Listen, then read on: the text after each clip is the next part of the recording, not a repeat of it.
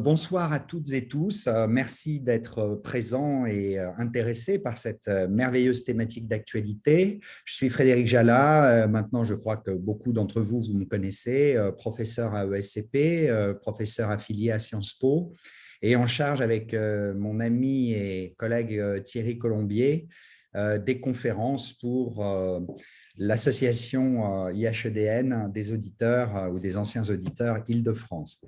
C'est un vrai plaisir d'avoir pu organiser en partenariat avec Sinov Numérique cette belle soirée où nous invitons Emril Wang, spécialiste devant l'Éternel des enjeux et des questions du numérique.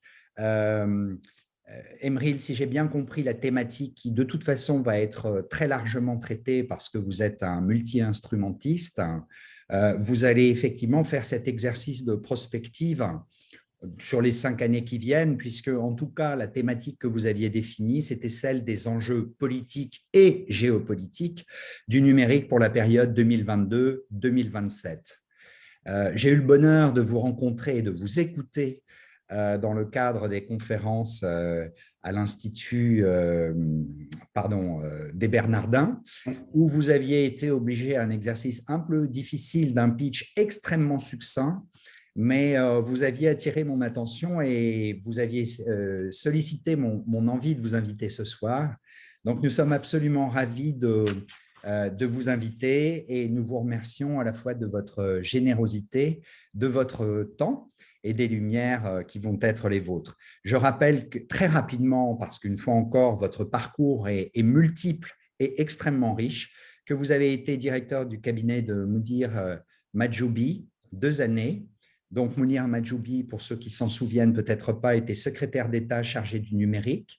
Vous avez une casquette public-privé, vous êtes vous-même un entrepreneur dans la tech, vous êtes un grand spécialiste devant l'Éternel du numérique, des questions d'entrepreneuriat et d'innovation, et vous conseillez ou vous accompagnez nombre de dirigeants, à la fois dans le secteur public et le secteur privé, sur ces questions-là. Donc, si j'ai bien compris votre ambition ce soir, parce que vous allez aborder des questions dont il est beaucoup question dans les médias, que peut-être le métaverse, l'essor des jetons non fongibles, les réseaux sociaux, bien évidemment des thématiques liées à la sécurité et la défense comme la cyberguerre, la transformation des organisations publiques et privées. Nous avons donc une vaste palette et nous allons avoir le bonheur de bénéficier de vos compétences et de votre expertise. Merci à nouveau, Emril. Nous sommes ravis de vous inviter ce soir. Merci Frédéric, c'est un plaisir pour moi d'être là. C'est aussi toujours un plaisir d'échanger avec des personnes qui s'intéressent aux questions numériques, qui s'en préoccupent. Un sujet aride, mais au-delà de nos fonctions professionnelles respectives, c'est vraiment un sujet de société, d'économie, peut-être de géopolitique.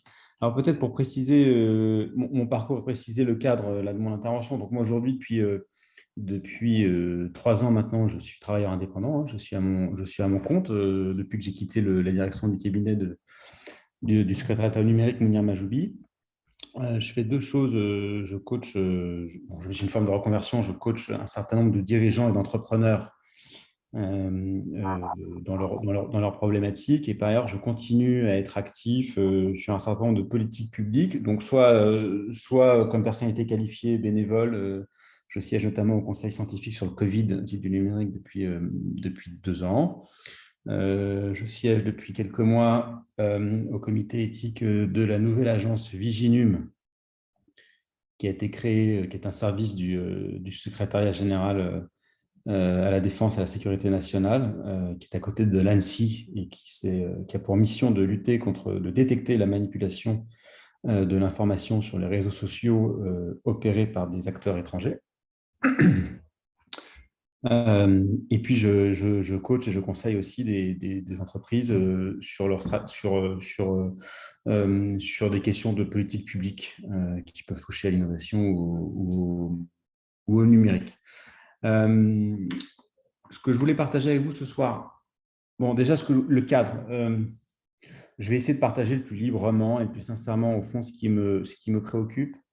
Et ce qui m'intéresse, ce que je vais dire n'a évidemment pas valeur de vérité, voilà, c'est totalement biaisé, c'est subjectif. Ce que je vais vous dire est évidemment contestable. Peut-être que ça vous donnera un autre point de vue, tiré d'une autre expérience que la vôtre. Voilà. Et donc, je suis vraiment ouvert à je ne prétends absolument pas détenir la vérité. Et sur un sujet aussi vaste que le numérique, au fond, j'ai envie de vous dire, l'expérience compte et même les ressentis comptent, et même les expériences aussi qui peuvent paraître étroites à certaines personnes comptent. Et pour moi, je pense que l'enjeu, c'est que nous nous sentions tous légitimes, toutes légitimes sur le numérique, sur ces questions de transition qui percutent depuis 20 ans, 30 ans, 40 ans tout notre quotidien, au travail et dans nos vies personnelles, familiales. Et au fond, si j'avais un souhait, c'est que nous puissions, d'une certaine manière, tous, là où c'est juste pour nous, nous y mettre. Voilà. Un peu comme, même enjeu que pour la transition écologique, j'ai envie de vous dire. Alors, bon, peut-être moi, ce qui me préoccupe le plus aujourd'hui,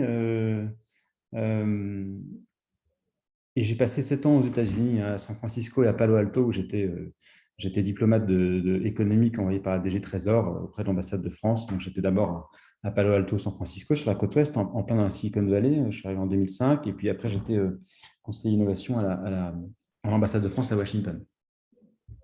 Et j'ai envie de vous partager quelque chose de personnel. Moi, à l'époque, en 2005, je venais du numérique de l'ARCEP des télécoms. J'arrive dans la Silicon Valley. Et comme beaucoup d'Européens qui arrivent dans la Silicon Valley, il y a une forme de claque qu'on peut prendre sur cet extrême dynamisme, cette énergie, cette capacité à faire, à tester, à financer des échecs pour financer des succès, à financer la recherche fondamentale, à financer la recherche appliquée. Voilà. Donc, il y a une émulation absolument incroyable. Et puis, il y a aussi cette promesse. Il y avait cette promesse en 2005 qui existe toujours un peu, qui est critiquée, je pense à juste titre, que il y a une citation célèbre de Marc Andreessen, le fondateur de Netscape, un des premiers navigateurs, qui dit déjà depuis 20 ans, 15 ans, le numérique dévore le monde, le logiciel dévore le monde. Et puis, il y avait aussi cette croyance dans Silicon Valley, toujours, je pense, ça fait quelques années que je ne suis pas retourné, mais qu'au fond, le numérique et l'innovation vont tout solutionner. Voilà. Et quelques années, j'avais acheté un bouquin qui s'appelait « Il y a une application pour ça ». Voilà. À tout problème, son app. Bon. Et donc, il y a un côté un petit peu fascinant et qui fait qu'aujourd'hui, voilà, on a des succès qu'on a. Moi, ma première préoccupation, au fond, c'est, et les Européens depuis quelques années, donc moi, je me place complètement dans une perspective européenne sur ces questions, c'est face à ce dynamisme qui structure aujourd'hui une très grande partie de nos activités, sinon toutes, honnêtement, je ne sais pas aujourd'hui ce qui échappe au fond au numérique, même quand on parle de back-office et d'organisation de l'information, même si elle n'est pas visible dans l'expérience des gens, l'extrême domination américaine. Voilà. Et quand je vous dis ça, il n'y a pas d'anti-américanisme primaire, voilà, c'est juste que les États-Unis ne sont pas l'Europe, et même si nous sommes amis et très proches, ça n'est pas exactement le même système de valeurs, ça n'est pas exactement la même culture, et puis surtout, c'est un autre corpus normatif de la vie économique et de la vie sociale, et qui font qu'aujourd'hui, quand nous sommes dominés en Europe par des acteurs qui sont nés dans la Silicon Valley, qui pensent, qui conçoivent, qui respirent, ça peut interroger. Alors, ça peut interroger sur un plan principiel, mais au fond, j'ai envie de vous dire, aujourd'hui, le sujet n'est pas principiel, il est très opérationnel, il est très technique. Voilà. Et c'est un paradoxe, et nous sommes face à une injonction contradictoire, mais dans le numérique, nous sommes face à plein d'injonctions contradictoires. Ils sont excellents. Il y a peut-être probablement des gens qui travaillent aujourd'hui dans des sociétés américaines ou chinoises ou étrangères. Il y a une excellence, voilà. Il y a une excellence américaine sur un certain nombre de produits. Il y a une avance considérable, il y a une capacité à arriver en rupture sur un certain nombre de marchés existants. Et nous sommes face à un dilemme. Est-ce que nous voulons, grâce à toutes ces solutions, progresser, être plus compétitif, rester dans le champ de la compétitivité mondiale ou pas? et donc selon quelles règles. Et donc, sur ce sujet-là, je pense qu'il ne peut pas y avoir de naïveté sur le fait qu'à la fois nous voudrions le meilleur, c'est-à-dire bénéficier évidemment des innovations d'où qu'elles viennent, et au fond qu'elles percolent, qu'elles perfusent au sein de nos propres écosystèmes d'innovation, et en même temps que nous restions maîtres à bord. Donc, c'est la question de la souveraineté numérique qui a à juste titre le vent en poupe depuis quelques années parce que c'est un vrai sujet. Et puis, ne soyons pas naïfs non plus. Et vous parliez de Julian Assange tout à l'heure.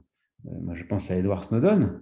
Et si je m'imagine très bien au sein de l'État profond, quel que soit le pays, à commencer par le nôtre, que quand un de ses anciens agents commence à raconter des choses, c'est très problématique. C'est plus être considéré comme de la trahison pour ces services-là. Mais en tout cas, pour les citoyens que nous sommes, au fond, ce qu'il a révélé nous a fait sortir d'une forme de fausse naïveté, comme quoi c'est possible, mais personne n'oserait et personne ne mettrait les moyens. Et la réalité, en tout cas, c'est que si, il y a des gens qui mettent les moyens, même avec leurs alliés. Vous avez entendu peut-être aussi parler du scandale Pegasus. Récemment, on a appris la semaine dernière que le smartphone du Premier ministre espagnol était contaminé par ce logiciel qui vient tout espionner, et tout ce qui est écrit, tout ce qui est reçu, etc. Bon, voilà. Alors, je mélange un peu tous les sujets là, mais au fond, c'est la même chose. C'est quand même une question de souveraineté et une question de protection de nos données. Donc, il y a évidemment les données extrêmement sensibles à portée géopolitique, qui fait qu'on doit se protéger. Et puis, en tant que citoyen, on l'a vu pendant la crise, j'ai participé au lancement de Stop Covid et de Tous Anti-Covid. Donc, à ce moment-là, il y a eu beaucoup de attendez, je ne sais pas si c'est moi qui fais un bruit là. Si c'est moi, il y a eu beaucoup de questions légitimes sur de telles applications. Voilà. Donc, souveraineté numérique, sortir de la naïveté. Ça fait 10 ans, 15 ans. Moi, quand en 2012, je travaillais aux côtés de Fleur Pellerin sur le numérique, nous étions déjà sur ces questions de souveraineté. Il y a eu des progrès considérables qui ont été faits. C'est une question, d'une part, de prise de conscience, y compris à plus haut niveau.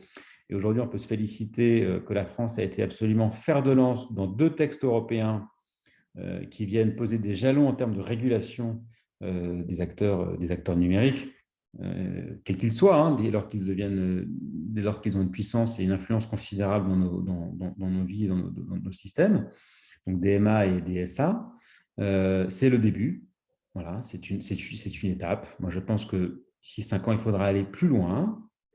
Le modèle qui a pu inspirer ces textes, c'est ce qui existe depuis 2008 dans le secteur bancaire suite à la crise bancaire mondiale et qui a donné lieu à des supervisions d'acteurs systémiques, de banques systémiques très resserrées.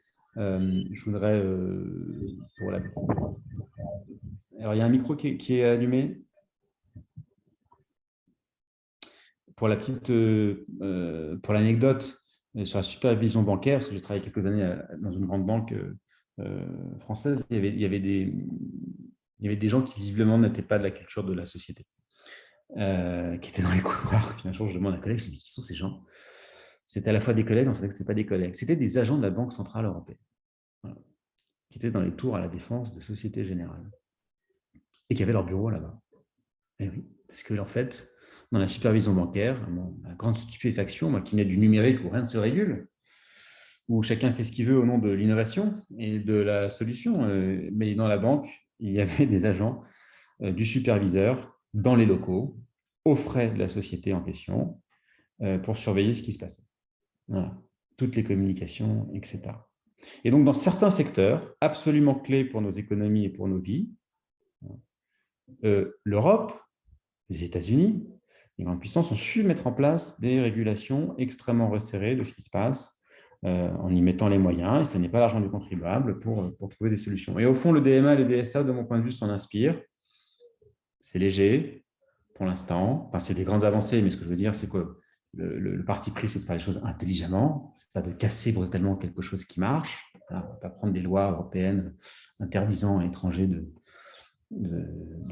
d'arrêter de commercer ici, et puis on a aussi des dilemmes sur ce que ça peut porter. Donc, premier sujet, la question de la régulation économique, j'ai envie de vous dire. Deuxième sujet, la question de la cybersécurité et de l'absence de naïveté sur toutes ces questions. Donc, il y en a beaucoup, là, j'ai vu, qui étaient un peu dans la cyber. Bon, l'État a mis les moyens. L'ANSSI, l'agence en charge de, de, de, de la cybersécurité nationale, des opérateurs publics, mais aussi privés en termes de coordination, a vu ses moyens considérablement augmenter. Et d'ailleurs, à ce sujet, pour les personnes qui l'ont peut-être lu, la version PDF du programme du candidat réélu mentionnait une augmentation, et c'est un document assez succinct pour ceux qui ont connu des programmes beaucoup plus fournis, il y avait un point spécifique sur les moyens de l'ANSSI, voilà, au milieu de peut-être 50 points. Donc, c'est vous dire l'importance aujourd'hui que ces questions ont. Alors, sur les questions je vais peut-être juste en parler de Viginum pour les personnes que ça intéresse. Donc, Viginum a été mis en place suite à ce qui s'est passé pendant la campagne 2017 des présidentielles, où il y a eu une fuite, ce qu'on appelait les Macron Leaks, hein, une fuite de données de la part de données issues de la campagne, de l'équipe de campagne du candidat Macron. Et ensuite, il y a eu un certain nombre de choses qui se sont passées sur les réseaux sociaux pendant la campagne Trump, donc pas la dernière, mais celle d'avant, où il avait été élu. Et donc, de fil en aiguille, a été créée une agence qui est dédiée à détecter les fausses informations qui seraient manipulées de manière massive, diffusées de manière massive par des acteurs étrangers. Donc, on vise des pays. On vise quoi concrètement? On vise des fermes de serveurs.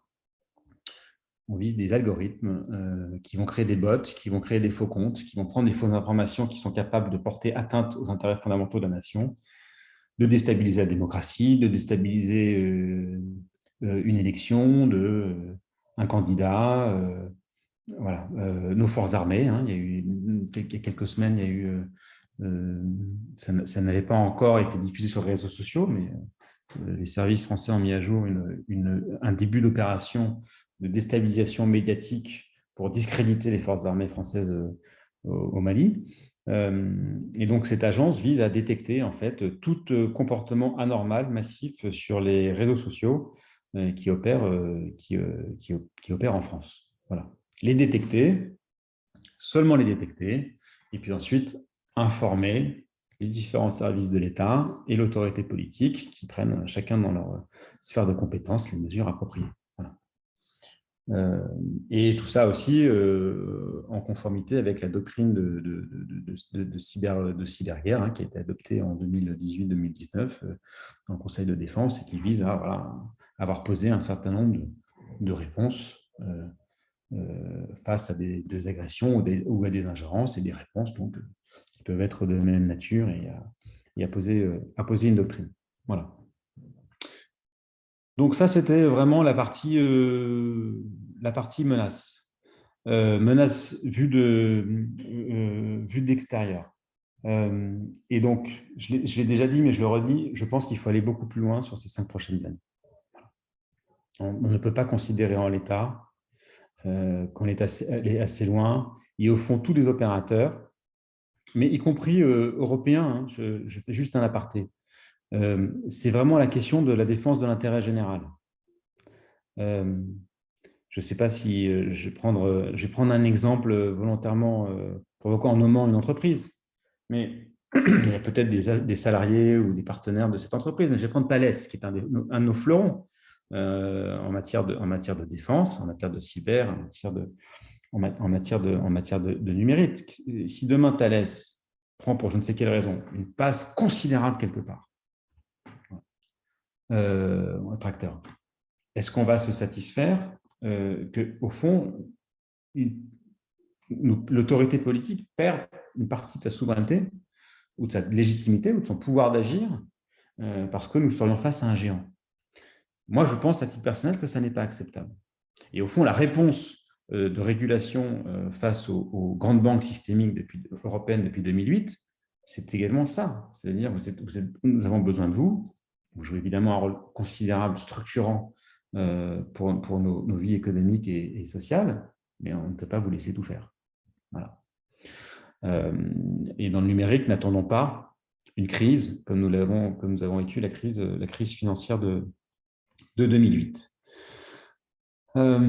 Autre sujet de préoccupation qui n'a rien à voir à l'autre bout du spectre, c'est-à-dire que c'est la question de l'inclusion. Alors, je passe complètement du coq à l'âne, mais au fond, c'est peut-être les deux choses qui me préoccupent le plus, moi, quand je regarde ce que nous avons pu faire ces dernières années et ce qui reste à faire. Donc, la question de l'inclusion est la question, au fond, du rapport du citoyen et du travailleur face au numérique. Et là-dessus, ma conviction actuelle, donc, il y a des estimations, mais c'est des études, c'est des sondages qui disent qu'il y a peut-être 10, 15 millions, 20 millions de personnes qui ne sont pas à l'aise avec le numérique, d'une manière ou d'une autre. Et j'ai envie de vous dire, là, ce soir, entre nous, qui pourrait dire qu'il se considère à l'aise sur à peu près toutes les dimensions du numérique? Voilà. Ça n'est pas... Enfin, je veux dire, bon, peut-être qu'il y en a. Ça m'intéresse de savoir qui vous êtes et d'échanger. Voilà. Mais bon, au fond, je pense que c'est une quête qui est vaine et que le numérique englobe une forme de complexité et qui fait que voilà, c'est quelque chose qui est difficile à appréhender concrètement sur tous les plans. Et donc, qu'a fait l'État depuis quelques années? On a mis en place des plans de formation, on a essayé de simplifier les interfaces, on a essayé de rendre le numérique plus accessible. Il y a eu là, un programme qui a été lancé de financement d'aidants numériques, de conseillers numériques qui vont aider les personnes. Ça a été très, très douloureux à lancer. Ça coûte cher. C'est des gens, il faut les payer. Voilà. Et ça, l'État, depuis quelques années, n'aime pas. Enfin, en tout cas, mais c'est peut-être aussi de la bonne gestion, le fait à bon escient. C'est un sujet, vous le savez, très polémique sur la question de l'emploi dans le secteur public. Mais moi, je pose la question, et même la posture de non-performance face au numérique. C'est-à-dire d'accepter peut-être, pour les services publics, mais aussi peut-être pour les services publics, que nous ne pouvons pas tout numériser. Et en tout cas, que si nous numérisons tout, nous ne pouvons pas obliger tous les citoyens et les citoyennes à ne pouvoir qu'utiliser le numérique, y compris à rebours par des sanctions. Vous savez par exemple qu'aujourd'hui, quand vous faites votre déclaration d'impôt sur le revenu, je crois qu'aujourd'hui, il y a un petit surcoût quand on l'a fait en version papier. Je crois. En tout cas, c'est dans ma perception, peut-être que je me trompe.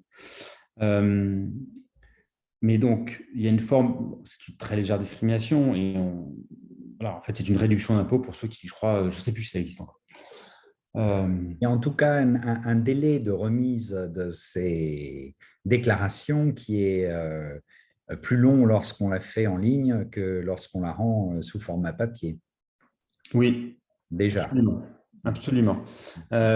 Aujourd'hui, quand vous le faites en ligne, il y a une prime. En tout cas, moi, pareil pour moi, tout était pré-rempli. C'est d'une rapidité incroyable. Peut-être que c'est parce que je ne fais pas de choses complexes, mais vous le faites en papier, ça y est, vous revenez, c'est la double peine. Vous n'arrivez pas à être à l'aise dans la déclaration numérique et en plus, vous perdez des bénéfices.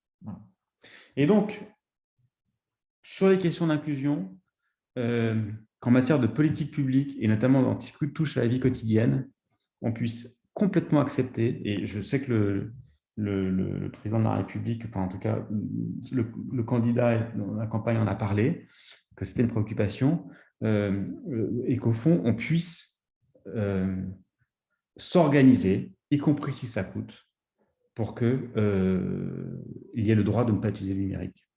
Voilà, sur tous les plans.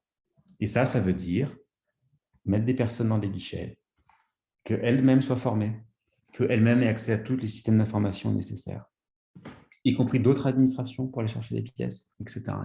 Voilà. Et ça, c'est un coût. Et donc, ça pose la question des droits et devoirs du citoyen et est-ce que le citoyen aujourd'hui a un devoir d'être compétent sur un plan numérique. Moi, ma conviction personnelle, hein, mais idéologique, hein, c'est que non, ça ne fait pas partie des devoirs du citoyen de devoir être performant sur le numérique, et c'est important qu'on se le dise. Et oui, je voyais un commentaire sur la relation humaine, mais bien sûr, voilà. Et au fond, c'est la question du multicanal, mais il y a un certain nombre d'entreprises qui l'ont très bien compris. Voilà. Je m'adapte au canal qui va être celui qui convient le mieux aux personnes avec qui j'interagis. Est-ce que c'est le téléphone?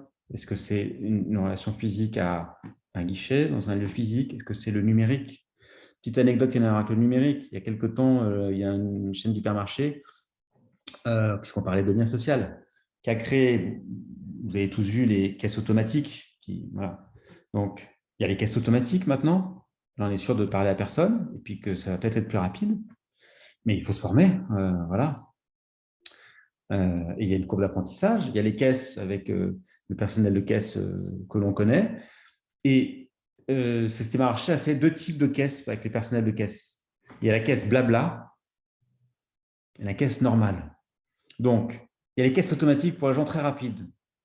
Soit parce que là, il faut que ça aille vite, soit parce qu'ils préfèrent aller vite. Il y a les caisses un peu moins rapides, mais on est aidé. Et puis, il y a la caisse blabla, pour ceux qui ont le temps de parler, avec du personnel de caisse que j'espère volontaire, appétant à ça, qui a aussi envie de parler. Voilà. Et au fond, c'est ça, cette anecdote, c'est aussi pour dire, voilà, le numérique ne doit pas nous faire oublier qu'on peut aussi sortir de ces injonctions de productivité, d'efficacité, et que tout ne se résume pas à des choses comme ça. Donc, c'est vraiment les 2 choses qui me préoccupent le plus aujourd'hui. Et ensuite, si je rentre un peu dans un peu dans le détail d'autres sujets, un peu au milieu des deux, j'ai envie d'aborder plusieurs sujets avec vous. Le premier, c'est la capacité de l'État, enfin des opérateurs publics, là, mais c'est le cas aussi des opérateurs privés, mais de la sphère publique, à concevoir des solutions numériques ou qui s'appuient sur le numérique à partir de problèmes d'intérêt général qui parlent aux citoyens. Voilà. Et le faire vite. C'était le dernier sujet que j'ai envie d'aborder avant qu'on passe peut-être à plus d'interactions et de questions, mais c'est la capacité à faire. Aujourd'hui, c'est très lourd de concevoir des nouveaux systèmes, des nouvelles applications, etc.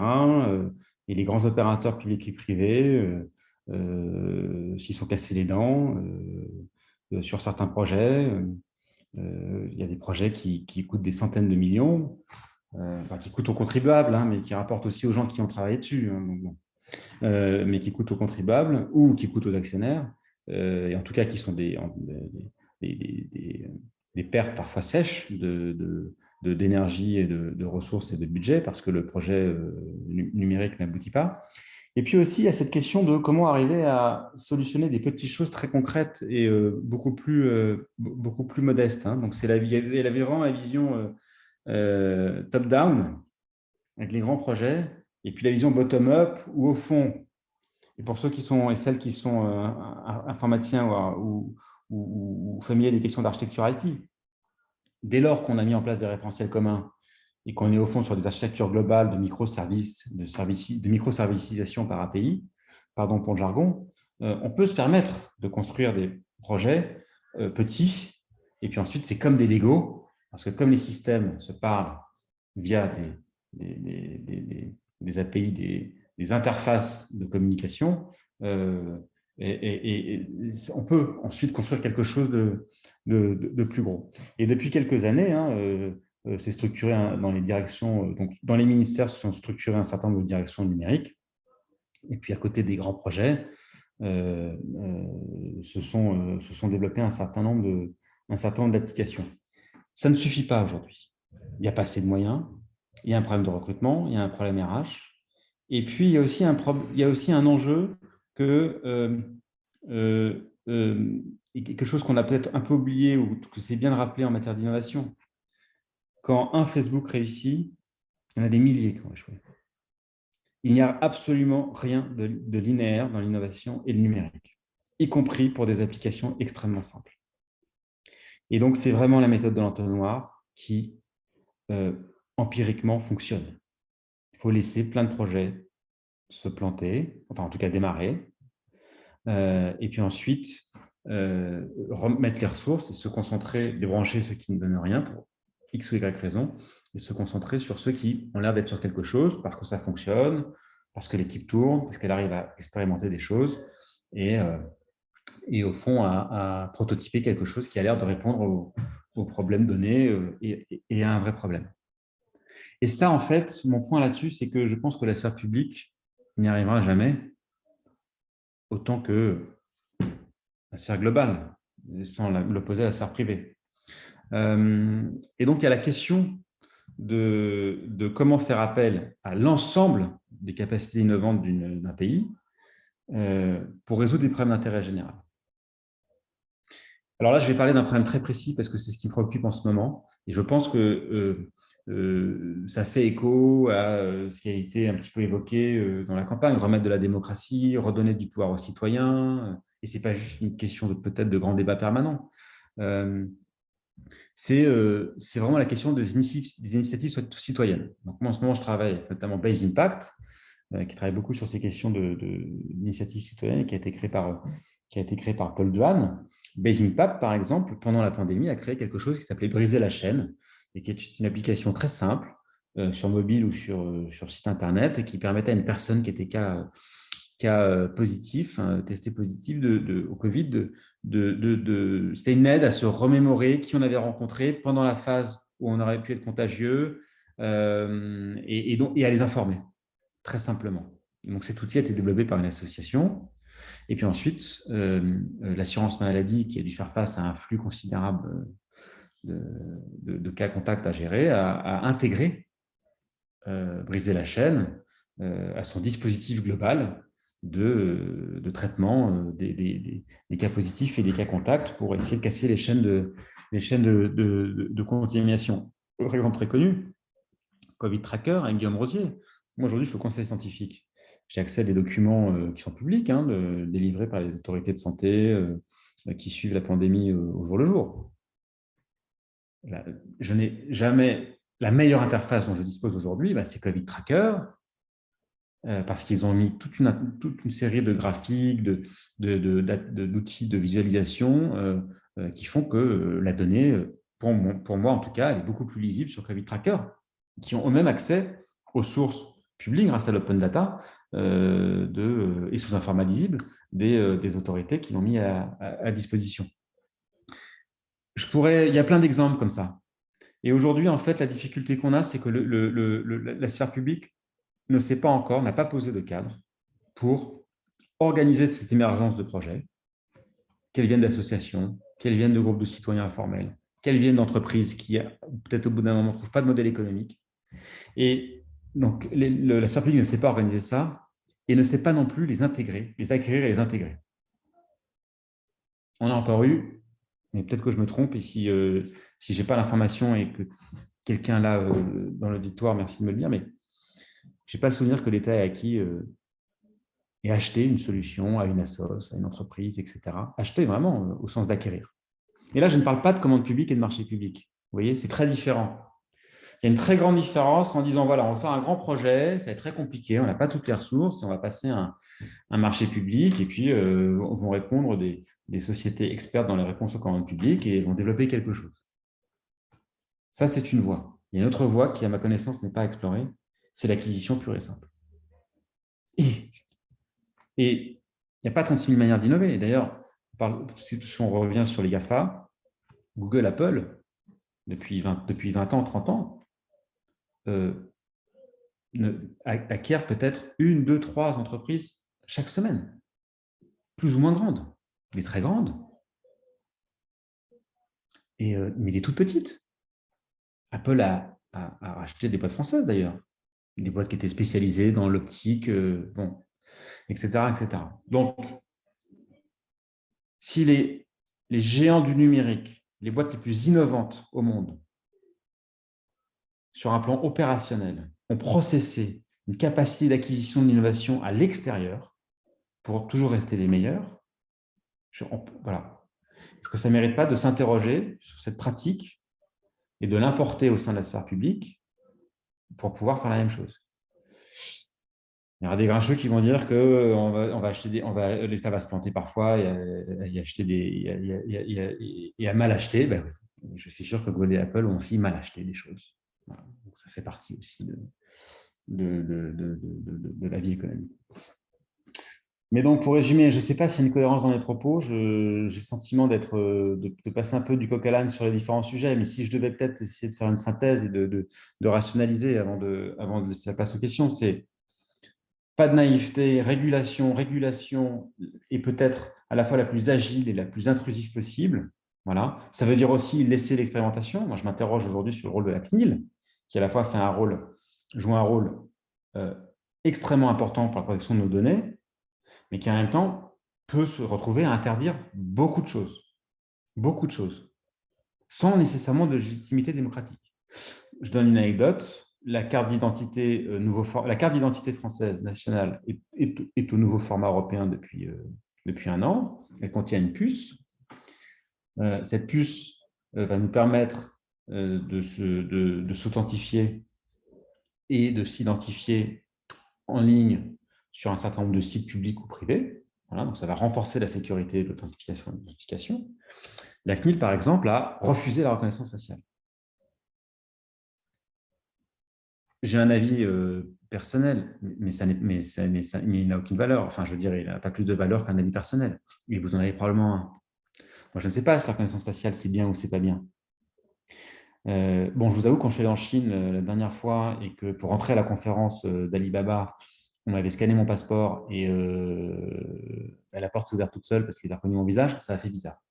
Voilà. Puis quand je suis à la caisse du Carrefour Shanghai et que je pouvais juste payer avec mon visage, aussi, ça m'a fait un peu bizarre. Bon. Mais la question, c'est, voilà, juste je fais un aparté sur la CNIL, c'est des questions, au fond, quasiment de société. Exactement comme ce qui s'est passé sur Stop Covid et sur Tous Anti-Covid et sur cette brique de traçage de contact sur laquelle j'ai travaillé. Les épidémiologistes européens et dans le monde entier la poussaient. Et sur un plan de modélisation scientifique, ça pouvait être une réponse. Personne n'en a voulu dans le monde. Personne. Ça n'a marché nulle part. Donc en France, on a décidé pour des questions de souveraineté et de maîtrise de notre algorithme et de maîtrise de ces questions de ne pas faire appel à la solution Google Apple. Donc il y a eu la solution française et dans le reste du monde, la solution Google Apple. Aucune n'a marché. Les gens n'en ont pas voulu. Et c'est très bien. Au fond, nous avons voté avec notre pouce et nous avons décidé quasiment de manière démocratique, dans les pays où c'est possible, que nous n'en voulions pas. Voilà, ça c'est aussi la force de nos démocraties. Et je n'ai même pas envie de dire que c'est une limite, c'est la force. C'est un peu la même chose avec les vaccins aujourd'hui. Bon, je ne vais pas rentrer sur le débat sur les vaccins.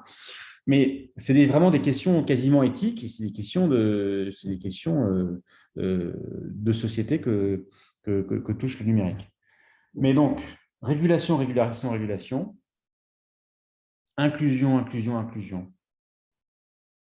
Et puis, au milieu, innovation. Et bon, moi, c'est ce qui m'intéresse, c'est les problématiques d'intérêt général, innovation dans la sphère publique et dans la sphère privée pour tous les besoins d'intérêt général.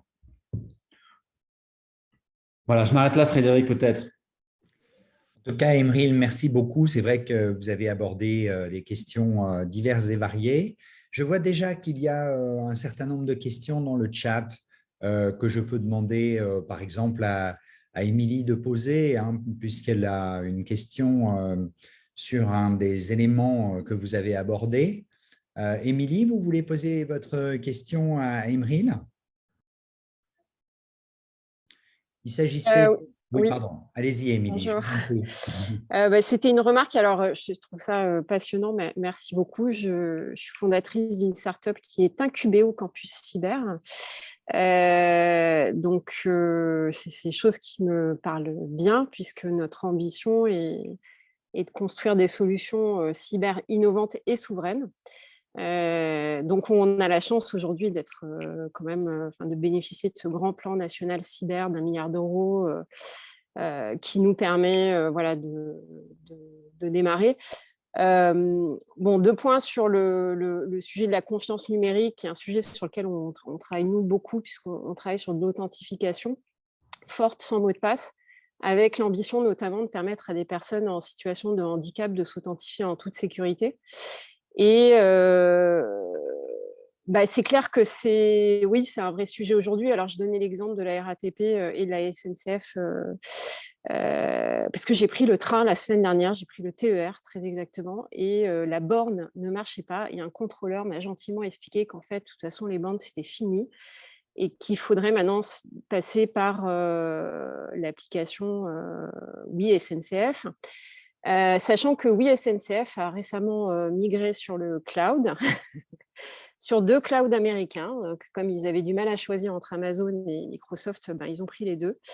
Et donc, ça montre effectivement tout le paradoxe, parce que là, on est quand même en train de parler du service public des transports, qui a été plus ou moins privatisé, mais effectivement, c'est un vrai sujet. Et donc, je ne sais pas quelle est la réflexion et surtout les applications concrètes en matière de politique publique que vous observez, puisque vous êtes aussi au cœur du système. Et l'autre point qui me parle bien aussi sur la CNIL. Alors, nous, on travaille avec des partenaires ici au campus cyber dans le cadre de l'incubation, et on travaille avec l'ANSSI. Enfin, on travaille. Voilà, en tout cas, il y a une volonté partenariale, mais effectivement, dès qu'on parle d'innovation, et notamment sur ce qui est empreinte biométrique, là où effectivement sur lesquels les Américains ont beaucoup travaillé, notamment Google, Microsoft, pour ne citer que, ici, il y a beaucoup plus de réticence. Et en gros, ce que nous disent l'ANSSI et la CNIL, c'est oui, mais enfin, c'est pas complètement fiable. Et puis, d'un point de vue légal, voilà. Donc, effectivement, je confirme. Bon, je pense que les choses sont quand même un peu en train d'évoluer. Mais là aussi, ça m'intéresserait d'avoir votre éclairage, parce que finalement, c'est des entités étatiques. Voilà, si on a a priori un gouvernement très soucieux de favoriser l'innovation, voilà, normalement, ces choses-là aussi devraient bouger, j'imagine. Voilà. Si vous me permettez, Emeril, je vais en profiter parce que, pour faire un parallèle avec ce que Émilie vient de dire à très juste titre. Il se trouve que moi, je suis un peu expert dans le domaine de la santé. J'allais dire, c'est presque encore plus grave. Donc, ça rejoint la question d'Émilie. C'est en gros comment l'État intervient-il sur la propriété des données et l'accès à des opérateurs américains à des données sensibles. Alors, il y en a une qui me paraît encore plus sensible que la RATP ou la SNCF, c'est la santé. Et vous n'êtes pas sans savoir que le Health Data Hub utilise une solution Microsoft. Ça pose un sacré problème quand même. Oui, non, bien sûr. Sur la question de l'inclusion et de l'expérience utilisateur de la SNCF, qui décide de fermer leurs bornes, c'est leur problème. Mais j'ai envie de dire, c'est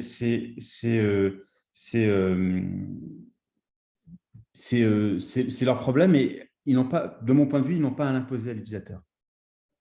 Donc, de toute façon, l'utilisateur qui se pointe son smartphone à la gare, ils doivent trouver une solution. Donc, s'ils ferment des bornes pour, par exemple, remettre des personnes avec des smartphones qui vont eux-mêmes acheter le billet pour la personne, et puis je ne sais pas, et le faire avec des mini imprimantes, au fond, c'est leur enjeu opérationnel. Mais imposer le tout numérique aux personnes, moi, je dis vraiment, attention, attention, attention. C'est même pas une question d'exclusion. Je pense même que ça peut toucher à des questions de dignité, même sur un plan existentiel. Vous arrivez, vous ne vous sentez pas capable, mais quelle image ça vous renvoie de vous-même dans une société qui, au fond, ne vous accepte plus et ne vous permet même plus d'acheter un billet de train parce que vous n'êtes pas à l'aise avec le smartphone, parce qu'il faut le déverrouiller, parce que machin, etc. On ne va pas créer de... Voilà. Donc, pour moi, ça peut être vraiment vecteur d'angoisse pour certaines personnes. Et d'ailleurs, ce n'est pas intangible, hein. On peut être à des moments tout à fait compétent sur le numérique, et puis à des moments perturbé par des choses, fatigué, pas être à l'aise. Donc, ce n'est pas des badges de certification. Je veux dire, c'est aussi le processus de la vie qui est qu'on ne peut pas toujours être au top, de toute façon. Voilà, sans parler bon. Donc ça, c'est vraiment le sujet des opérateurs, et je me demande à un moment s'il ne faut pas légiférer là-dessus, d'une manière ou d'une autre, en disant le numérique, bien sûr, mais le droit du consommateur à accéder à des services, surtout quand ils sont captifs, par d'autres canaux, Voilà, point barre. Et puis ensuite, avoir une certaine qualité de service, parce que si vous mettez un guichet avec une personne, et puis il n'y a une queue une heure, enfin bon, voilà, c'est bon. Sur la question de la souveraineté des données, ben, c'est une vraie question. Moi, je connais bien l'équipe de ZataHub, je connais bien ce projet. En revanche, je ne connais pas les dessous de la décision de faire appel au cloud Microsoft pour pouvoir démarrer le projet. Le dilemme de l'équipe, c'est qu'est-ce qu'on fait? On n'aura pas, c'est leur analyse. Moi, je l'ai par ailleurs vécu dans d'autres sphères, la même analyse, il y a quelques années. J'entends des gens qui disent que ce n'est pas vrai. Bon. Mais de leur point de vue, il n'y avait pas la capacité de faire la même chose avec des clouds souverains ou des clouds habilités par l'ANSSI. Vous savez, aujourd'hui, vous ne savez pas, l'ANSSI audite et délivre, je ne sais pas si c'est des certifications ou des labellisations à certains clouds. Et par exemple, Tous Anti-Covid a utilisé le cloud, le cloud dit Secnum 1 de l'ANSSI qui est opéré par Dassault Systèmes. Voilà, c'était la meilleure garantie. Il y avait d'autres clouds publics qui ne tenaient pas en termes de fonctionnalité. Celui-là, par rapport au cas d'usage, tenait la route. Pour le Health Data Hub, apparemment, il n'y a pas de solution alternative en l'état sur le marché. Oui, Et mais pas avant plusieurs années. Donc, le dilemme, c'est est-ce qu'on ne fait rien? Mais c'est entendable. Hein. Et je ne sais même pas si c'est aux administratifs et aux politiques sans concertation. Mais là, on touche encore une fois aux questions de grand débat permanent. De décider qu'on fait ou on ne fait pas. C'est comme la reconnaissance faciale. Voilà.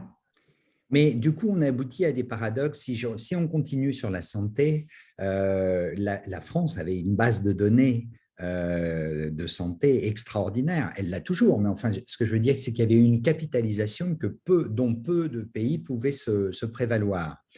Et la grosse obsession de la CNIL et c'était la sécurité des données de santé et comment dire, le fait de ne pas divulguer les données de santé sans l'accord, le consentement, ce qui est très bien. Mais le paradoxe, c'est que désormais, peut-être à cause de ça, et pas seulement à cause de ça, bien sûr, eh bien, Microsoft est plus propriétaire de mes données de santé que des opérateurs nationaux. Oui, oui. Non, mais je suis entièrement d'accord. Après, je ne sais pas sur un plan opérationnel, mais ça retouche peut-être aussi aux questions de… Donc, il y a la dimension juridique, le Cloud Act. Voilà. Tout opérateur américain opère en Europe, enfin opère à l'étranger, doit répondre aux demandes des autorités américaines. Donc, voilà. Puis il y a la partie opérationnelle. Il y a la partie opérationnelle. Je veux dire, j'ai vu le cas dans certaines entreprises très, très sensibles où l'opérateur de cloud fournissait des briques applicatives, fournissait des serveurs, mais le personnel, ce n'était pas le leur. Et l'entreprise cliente pouvait aussi, par exemple, mettre des équipements. Voilà, on rentre pas dans la technique, mais des équipements pour analyser les flux de données, qu'est-ce qui sortait, qu'est-ce qui sortait pas, bloquer des choses. Bon, voilà, il y a peut-être. Mais donc, ça peut être aussi une question de supervision et de régulation, peut-être. Après,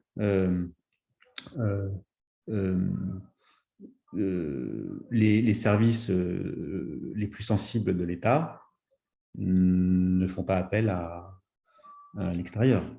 Ils font tout maison. Voilà. Ils essayent. L'arbitrage, c'est soit on arrive à faire tout maison, soit on ne fait pas. Voilà. Et donc, moi, je pense que c'est très bien ainsi, si après, ils arrivent à livrer. Et ensuite, il y a évidemment des questions d'attractivité, de RH, de salaire. Voilà, c'est des ressources rares. C'est des personnes… Quand j'étais dans la Silicon Valley, j'étais effaré par le nombre de Français et d'Européens extrêmement brillants, d'ingénieurs extrêmement brillants, débauchés tous les jours en permanence, y compris du secteur public, y compris de la défense nationale, qui avaient travaillé à l'ANSSI, à DGSE, etc., débauchés par les entreprises. Voilà. Pareil dans les biotech. Dans les bibliothèques, etc. Ça. Et justement, alors après, je vais arrêter de monopoliser la parole, mais comme le nombre de questions pour le moment n'est pas effectivement. énorme, est-ce qu'il n'y a pas des effets de seuil aussi qu'on aura beaucoup de mal à gérer? Alors, d'un autre côté, je vois quelques pays scandinaves ou d'autres exemples de pays plus modestes que nous qui peuvent faire très fort dans certains domaines, mais est-ce qu'il n'y a pas des effets de seuil, donc de taille, d'investissement associés? On a dit que les 30 milliards du précédent mandat Macron étaient une plaisanterie par rapport à ce que pouvaient mettre sur la table en termes de big data et d'investissement dans l'intelligence artificielle, les Chinois d'un côté, les Américains de l'autre. Et excusez-moi, je reviens toujours, mais je le maîtrise beaucoup mieux sur la problématique de la biotech. Dans les biotech, on voit que les startups françaises, qui peuvent être des petits bijoux, sont d'abord françaises avant d'être acquises parce qu'il y a un effet de seuil d'investissement requis par les Américains de l'autre côté. Est-ce qu'il ne se passe pas la même chose dans le digital? C'est aussi une injonction paradoxale que moi j'ai bien connue depuis 2005. C'est qu'à la fois pour animer tout l'écosystème d'innovation, d'investissement, on a besoin de sorties pour ces startups. Et donc, on ne peut pas éviter, on ne peut pas interdire, et ce serait en termes d'attractivité à des startups d'être acquises. Oui, bien sûr. À l'étranger. Donc la question, c'est nous, notre politique d'acquisition.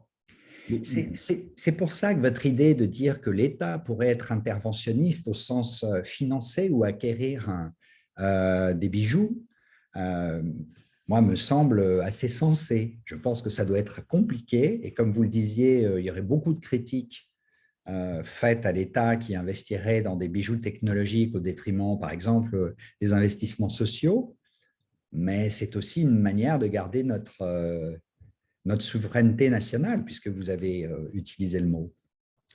Oui, c'est une question de souveraineté, mais c'est aussi une question de comment résoudre des problèmes d'intérêt général. Après, ce n'est pas forcément des très gros diamants super polis, ça peut être des toutes petites, des jeunes pousses, avec des acquisitions somme toute modestes, et même peut-être des acquisitions de projets qui n'avaient pas vocation à devenir des énormes des licornes et qui n'étaient pas nécessairement financés par capital risque. Et donc, on peut revenir à des montants d'acquisition somme toute acceptables du point de vue du contribuable. Voilà. Après, ce qui est très difficile, si vous voulez, dans l'acquisition, c'est que il y a une question de gouvernance qui n'est pas évidente à régler. Je pensais vraiment là à des tout petits projets. Vous voyez, vraiment à des tout petits projets. Si l'assurance maladie avait racheté Briser la chaîne ou Covid Tracker, on aurait été sur des montants en dessous du million d'euros, probablement, j'en sais rien. Mais pas de. Voilà. Je ne vois pas l'État, de toute façon, en tout cas pas d'un coup comme ça, faire des acquisitions à la Facebook à 15 milliards. Voilà. Ou même 1 milliard. Émilie souligne à juste titre qu'il y a un bras armé, si j'ose dire, dans le capital risque et l'investissement qui est BPI France, en fait, qui effectivement soutient l'innovation et qui, derrière, est le bras armé de l'État. Mais là encore, moi, je pose le problème des effets de seuil. Est-ce qu'il nous faut, à partir d'un montant d'investissement requis, abandonner la partie parce que c'est trop gros pour nous et que seuls les Américains, les Chinois et d'autres peuvent s'asseoir à la table? Je prends un exemple très concret. Selectis, alors je suis désolé, ce n'est pas non plus du digital, mais c'est de l'ingénierie génomique, a fait Flores en France, c'est une spin-off de Pasteur, a fait Flores en France jusqu'à un certain moment. Et puis à partir de ce moment-là, pour l'IPO, la rentrée en bourse, ils sont passés de l'autre côté. en ayant pourtant une fibre patriotique et nationale. Hein. Mais Bien sûr, bien sûr. il manquait le muscle financier, si vous voulez, requis pour passer à cette échelle plus importante. Moi, je crois depuis quelques années, le capital risque européen a beaucoup progressé, s'est fait connaître. Hein. C'est le bras armé de la French Tech, hein, de la Startup Nation. Mais il faut aller plus loin. On manque encore de fonds de capital risque européens de la taille de ceux qu'on peut connaître aux États-Unis. Il n'y a pas de Sequoia européen aujourd'hui, pour ceux qui connaissent cette société de gestion, ni d'Andreessen Horowitz. Sequoia, ils existent depuis, je ne sais plus, 1950, 60. Enfin, et donc ça pose un problème. On n'a pas non plus de Nasdaq européen. Hein, ça a été souligné à de nombreuses reprises depuis de nombreuses années. Et donc, effectivement, on est encore un écosystème de financement et de stimulation de l'innovation qui est en croissance, qui a plutôt bien géré la partie l'émergence des projets, avec la BPI, c'était souligné dans le chat par Émilie. Mais après, pour les très grandes entreprises, c'est plus complexe. Voilà, c'est plus complexe. Et Emril, je m'adresse à vous et peut-être d'ailleurs à l'auditoire, parce que dans l'auditoire, il y a des gens apparemment très, très pointus, mais on a des bonnes pratiques internationales de pays modestes en termes de taille sur le digital cette fois-ci. Je pense notamment à Israël ou à l'Estonie. Si vous connaissez ces cas particuliers, est-ce qu'on peut s'inspirer d'eux pour quelques règles qu'on serait fondé à pouvoir appliquer à l'échelle de la France ou de l'Europe, si vous connaissez ces pratiques? Oui, de ce que je connais de l'écosystème israélien, bon, il y a eu un travail qui a été fait bien avant la France et l'Europe sur la Startup Nation. Hein, historiquement, c'est Israël qui se définissait comme ça, avec beaucoup de liens entre le public et privé. C'est à la fin de la journée, ce qui marche quand même dans tous les pays où il y a beaucoup d'innovation, c'est le lien entre recherche fondamentale et innovation économique. Voilà. Et donc, c'est la question du transfert. Et en France, il y a des progrès considérables qui ont été faits sur des changements de culture, où une partie des chercheurs ont accepté ce type de sortie de leurs travaux, mais on reste quand même en deçà d'une culture vraiment fondée sur l'innovation. Donc, je sais qu'à INRIA, qui est vraiment notre centre d'excellence en recherche fondamentale sur le numérique, et d'ailleurs, c'est une équipe INRIA qui avait fait l'algorithme cœur du traçage de contacts, de l'application de Santi-Covid. Et donc, on n'avait pas eu à prendre la solution Google-Apple. Donc, il y a une politique vraiment qui met l'accent sur la question de transfert. Mais on n'est pas encore à l'échelle d'un pays comme Israël ou des Américains dans la Silicon Valley. Il y a une anecdote sur Israël, c'est qu'il y a une unité de l'armée qui est sur la cyber depuis des années, et en fait, quasiment tous les start-upers dans la cybersécurité se sont formés là-bas. Voilà. Donc, mais ça fait aussi que c'est des gens, et sans faire de concours de patriotisme, mais ce sont des entrepreneurs qui restent, et ça c'est l'histoire d'Israël qui le veut, qui restent extrêmement patriotes. Voilà. Mais ce qui fait aussi que quand nous, on travaille avec des boîtes israéliennes, côté européen, ça peut être un peu compliqué. C'est un peu délicat. Notamment avec cette solution Pegasus, là, mais il y en a d'autres. Donc, voilà, quand vous faites une solution israélienne, bon. Mais même si c'est un pays ami, ce n'est pas le sujet, quoi. Et les liens sont tellement étroits. Et sur l'Estonie, moi, je ne suis pas dans l'Estonie, je n'ai pas travaillé avec l'écosystème estonien. Ce que je retiens, c'est qu'ils sont vraiment sur le tout numérique. C'est-à-dire, ce serait intéressant de savoir comment ils traitent les questions d'inclusion. Voilà. Parce que je ne crois pas que tous les Estoniens, sauf miracle, se soient mis au tout numérique. Donc, comment ils font? Comment ils traitent? Comment ils incluent les gens? Comment ils ne les excluent pas? Voilà. À la limite, ce serait intéressant d'étudier l'Estonie pour sa politique d'inclusion, non pas pour sa politique numérique. Myriam, vous avez une longue question. Je vous laisse la poser peut-être à Emril. Non, c'était plus un témoignage par rapport à… Pardon. Chorus, c'est un logiciel de la commande publique, en fait. Et ce logiciel, j'étais en relation avec quelqu'un qui s'en occupait au niveau national. Moi, je suis fonctionnaire d'État, je viens de l'inspection du travail. Et voilà, j'ai appris que peu à peu, et au fur et à mesure, c'était de plus en plus coûteux, absolument pas adapté aux fonctionnaires et aux fonctionnements de l'État. Enfin, les noms n'étaient pas les mêmes, on n'appelle pas des clients, on dit des usagers, et tout était complexe et la licence était très chère. Donc, j'ai compris qu'au bout d'un moment, ils avaient tellement dépensé qu'ils ne pouvaient pas revenir en arrière. Donc ça, c'était voilà, un des exemples. Et à l'inverse, j'ai pu contribuer quand j'étais à la DRETS maintenant, la Direction régionale du travail Hauts-de-France, à un petit logiciel qu'une start-up d'État avait fait. Et ça venait d'un fonctionnaire de catégorie C qui avait été retenu pour son projet. Et donc, ça permettait à des services qui s'occupent des permis de travail pour les étrangers dans les directions du travail, maintenant c'est la préfecture qui a repris, de donner des titres de travail avec une façon numérique vraiment simple, accessible. C'était pour les étudiants étrangers qui avaient besoin non, c'était les étudiants étrangers, c'est ça, qui avaient besoin de... C'est pas un permis de travail, c'était qui avait besoin d'un permis de séjour en tant qu'étudiant étranger. Et du coup, on a formé très rapidement, en une journée, les différentes personnes qui s'en occupaient dans les différentes directions départementales. Et ça a baissé la charge des paperasses, etc., puisque c'était envoyé par numérique. Et les étudiants étrangers, pour eux, c'était faisable par rapport à ce qu'on parlait de discrimination, d'inclusion. Pour les étrangers en général, non, bien sûr, ce n'est pas pour tout le monde, évidemment, mais pour les étudiants étrangers, c'était pas mal. Et ça, c'était des startups d'État. Donc ça, je crois que ça appartient à l'État. Donc voilà, il y a deux. Non, mais tout à fait. Non, mais le programme Startup d'État. Et des choses légères où je crois que le fonctionnaire d'État n'a pas à gagner grand-chose ou presque rien. Enfin, c'est très étrange, de plusieurs façons. Moi, vu de ma fenêtre, le programme que vous mentionnez, là, de Startup d'État, de Betagouv, de la DINUM, qui a été créé, lancé par Henri Verdier, ancien DINUM, de mon point de vue, c'est un vrai succès. Ça a vraiment permis, d'une part, à un certain nombre de fonctionnaires intéressés par ces questions et intéressés par leurs problématiques d'intérêt général, de lever de la start-up, de se mettre en mode entrepreneur. Ensuite, ça a permis de faire éclore des projets. Alors, c'est difficile. Je connais un certain nombre de personnes qui travaillent dans ces équipes. C'est les mêmes affres que la start-up. Donc, on galère, il faut convaincre, ça ne marche pas.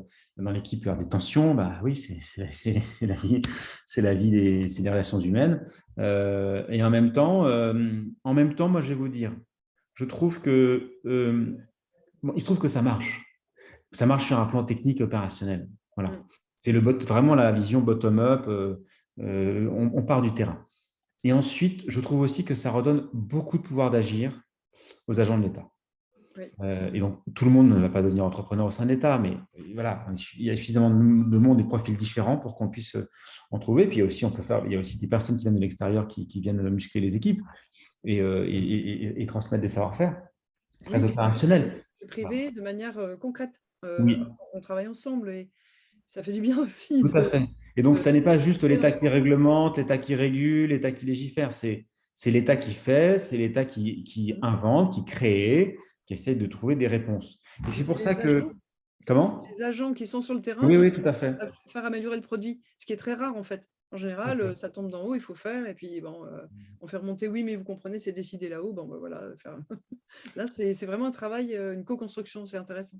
Complètement. Et d'ailleurs, il y a des consultants, des gens d'extérieur de l'entreprise de services numériques, de gens très pointus qui viennent épauler ces équipes.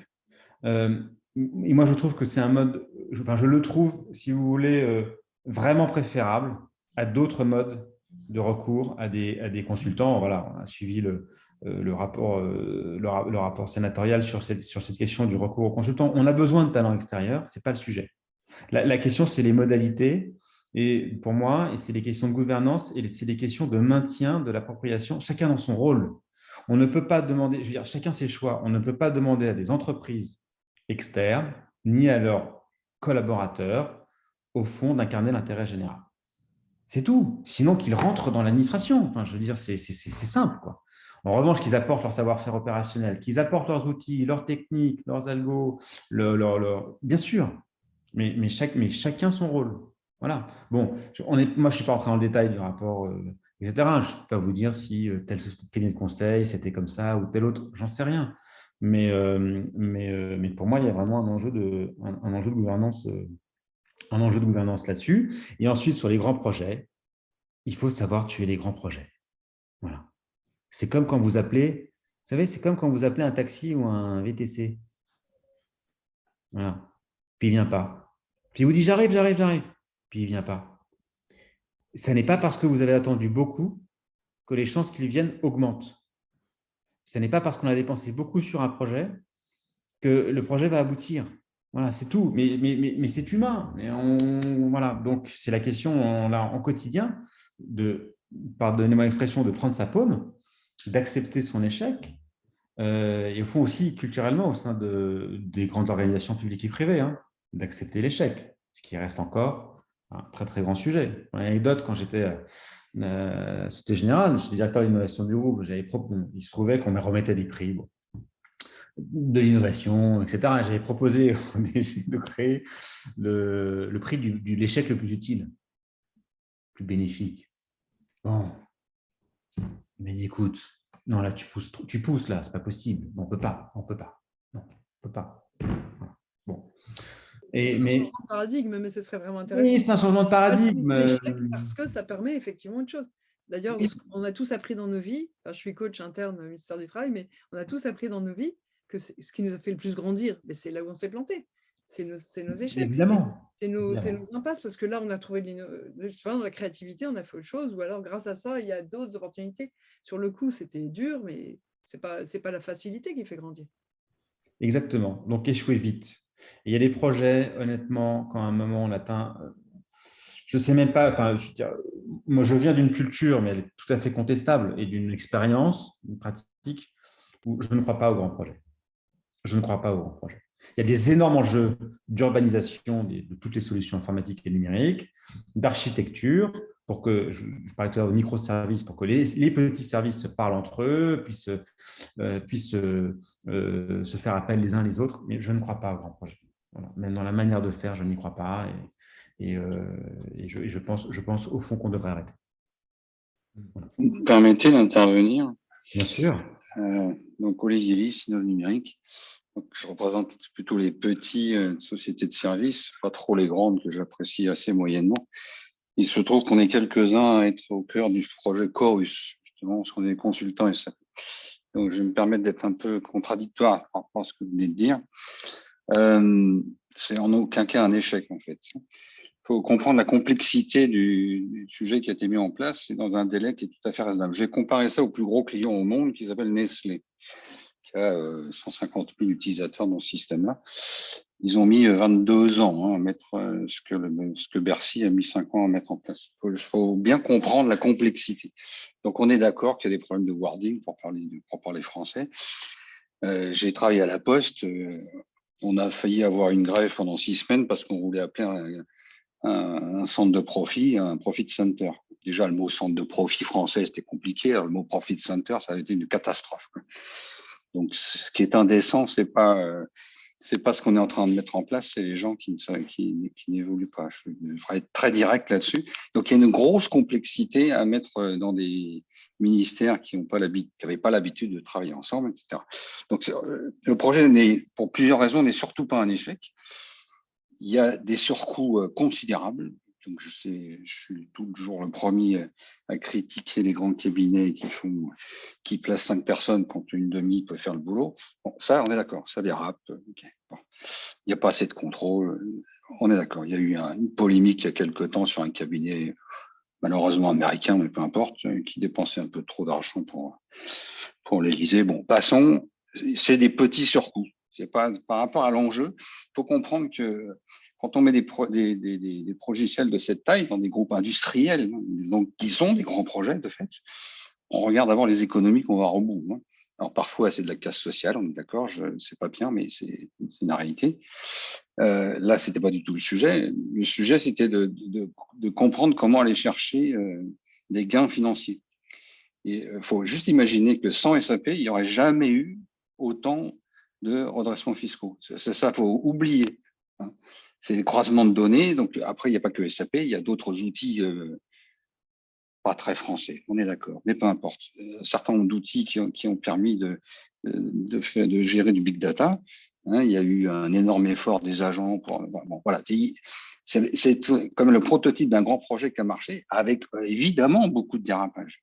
Mais pour bien connaître les gens du secteur public, hein, le premier gros sujet, c'est de faire évoluer les mentalités, de faire évoluer, on est d'accord, leur champ habituel, leur propre périmètre. Je sais bien que c'est compliqué, mais faut pas appeler ça un échec. Très concrètement, ça a rapporté à la collectivité. Parce qu'à partir du moment où ça vous a coûté un peu moins d'1 milliard, ça nous a coûté un peu moins d'1 milliard, ça a rapporté plusieurs milliards. Donc, il faut quand même relativiser. On est d'accord, Emeril, d'autres méthodes auraient permis, depuis quelques années, d'aller rechercher des sous-sous aux endroits où ils étaient. Ça, on est d'accord. Hein. Mais on a été beaucoup plus vite que prévu. Et, encore une fois, c'est pas lié à de. Donc, il y a beaucoup de dérapages. Non, mais je parlais par rapport aux propos sur les échecs liés aux grands projets type Chorus. Et il y a beaucoup d'autres projets qu'on suit par ailleurs, où si on prend un truc qu'on connaît bien à l'IH, le ministère des Armées, le système RH qui s'est vautré lamentablement pendant des mois, pour pas dire beaucoup plus, qui a coûté. Merci nos charmants agents en question qui savent se taire, donc ça n'a pas fait trop de bruit. Ça, c'est scandaleux, c'est évident. Bon. Enfin, là aussi, il y avait quand même une explication, comme on ne donne jamais d'informations d'un service à l'autre. Bon, ben voilà, ça bloque. C'est pas compatible avec des outils qui sont censés être mis en place dans un délai relativement raisonnable pour que justement qu'il n'y ait pas de surcoût spectaculaire. Donc, ce qui est lamentable, c'est comme pour le tunnel, c'est que on monte dès le départ sur la somme qui effectivement va être dépensée, parce qu'on savait très bien que ça prendrait plus de temps pour le tunnel, comme ça prendrait plus de temps pour Chorus par rapport à ce qui avait été naïvement, ou pas naïvement d'ailleurs, prévu au départ. Bon, on est dans une complexité qui nécessite malheureusement des grands outils. Donc, heureusement, là, au moins, c'est un outil européen, c'est déjà merveilleux. Je rappelle qu'au départ, ça devait être un outil américain, que grâce à quelques syndiqués bien placés, ils ont dézingué le projet accord du départ qui était basé sur un outil américain. Donc, tant mieux. Hein, merci les syndicats, salariés pour le coup. Il y a quand même des fois, on arrive à faire de la souveraineté. Bon, on est d'accord, elle n'est pas française, mais elle est allemande, on est quand même assez proche. Très bien. Voilà, côté contradictoire. Ouais, juste 2 minutes, parce qu'après, je vais laisser des autres entrer dans le débat aussi là-dessus, mais je vois une réponse aussi d'Edwige Backhaus qui, elle, a perdu des cheveux face à la complexité du produit et voilà, parle aussi de la réputation qu'on fait sur les fonctionnaires. Et je crois que là, on est plus dans un truc systémique, c'est-à-dire que, bien sûr, je ne sais pas si c'est un échec ou pas, puisque je suis ravie que ça ait produit après, que ça a fait des économies pour l'État. Ça, j'ignorais. J'ai eu tout le début, en fait. Et le début, visiblement, c'était surcoût, plus surcoût, plus surcoût, plus surcoût, et complexité, et licence très chère, etc. Donc, j'ai pas eu donc, merci de me dire que Chorus a finalement, tous ces surcoûts, ça a finalement produit quelque chose. Et nos bons fonctionnaires qui sont vraiment très peu payés et qui donnent de leur personne pour faire et des heures sup, et vraiment, ils ont le sens du service public pour la très, très grande majorité d'entre eux. Voilà, ils s'y sont mis vraiment. Donc, je suis contente que ça ait marché. Voilà, c'est bien de l'apprendre, merci. Mais c'est au départ que ça a été pondu, entre guillemets, la commande de ce logiciel entre des gens qui ne faisaient pas de commande publique, sans doute. Enfin, je ne vais pas critiquer les énarques, il y a forcément des énarques parmi nous, mais il y a une tendance française, et puis nationale, même les services centraux ont tendance, les Parisiens, on va dire, je suis à Lille, moi, les Parisiens, voilà, bon, bah oui, il y a quelque chose de royaliste, je ne sais pas. Enfin bref, il y a toute cette culture qu'on a, qui systémiquement nous fait peut-être rater cet ajustement de départ, cette construction de départ. Chorus aurait moins coûté si au départ, j'imagine qu'il n'y a pas eu suffisamment d'agents tels que Edwige Backhaus qui a parlé pour qu'on dise c'est quoi les besoins. Est-ce que les besoins étaient bien faits? Là, voilà, il y a des gens qui ont décidé d'acheter ce logiciel, et je suppose que M. Lys qui parlait tout à l'heure ont eu bien du mal effectivement à l'adapter. parce que les besoins étaient peut-être… Voilà. Bon, bref, il y a un truc systémique. Il faut changer complètement le système pour que ce soit plus effectivement proche des agents qui savent faire et des professionnels privés qui savent faire également. Voilà, c'est tout ce que je voulais dire.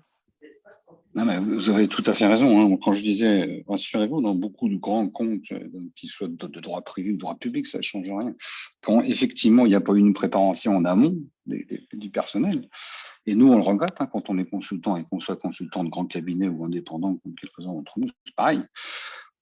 Quand en face, on a, comme on dit, une maîtrise d'ouvrage qui ne sait pas de quoi elle parle, parce qu'effectivement, c'est un autre grand cabinet qui n'a jamais travaillé dans la fonction publique, par exemple, ou qui n'avait jamais travaillé chez Nestlé, quand on ne connaît pas le processus industriel, ça, on le regrette, moi, je ne vais pas vous dire le contraire. Donc, effectivement, en amont, il y a eu une impréparation. Bon, dans le domaine de Corus, comme c'est des sujets hautement politiques, et si je me rappelle bien, il y a un certain Sarko qui était en train de sabrer un peu dans les effectifs, donc c'était un peu touchy, si je me rappelle bien à l'époque. C'était touchy, voilà. Il y a eu un suicide en équipe, je peux vous dire. Oui, mais ça, c'est bon. Pas évident du tout. Je dirigeais le Siradi à l'époque. Donc, c'est peut-être aussi pour ça qu'ils ont fait ça au forcing, ce qui n'était pas forcément la meilleure des solutions.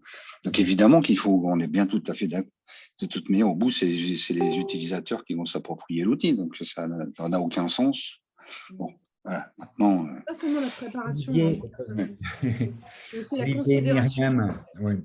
Bon, je crois que vous êtes d'accord, c'est super. On va finir sur, sur un champ sur lequel vous êtes d'accord. Peut-être juste profiter d'Emeril aussi, ou d'autres d'ailleurs.